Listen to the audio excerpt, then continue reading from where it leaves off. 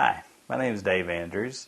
Today I'm going to show you how to restore an HP computer to factory settings. I have here an HP laptop and I'm going to boot it up, and while it's booting I'm going to press the F11 key, which will launch the system restore that's built into the laptop. It gives you instructions at the bottom of the laptop while it's booting.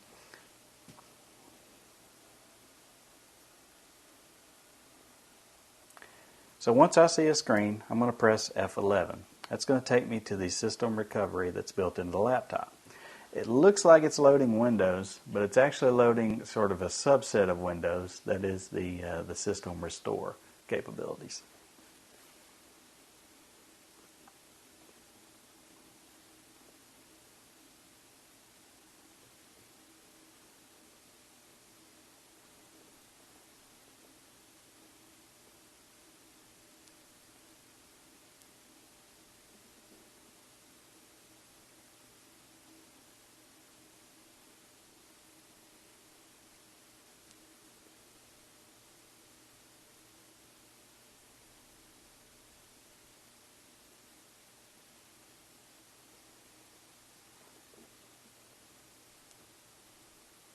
So here we have the HP Recovery Manager that's built into my laptop.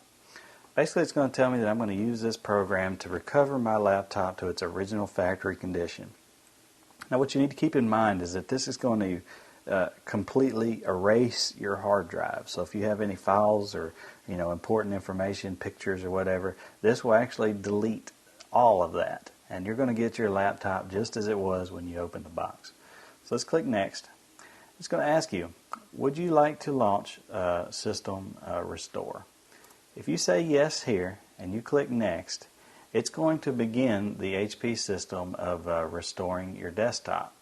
There's no other windows that you're going to get, no warnings or anything. It's going to begin wiping away your computer, and you're basically going to get a new factory image once it's done.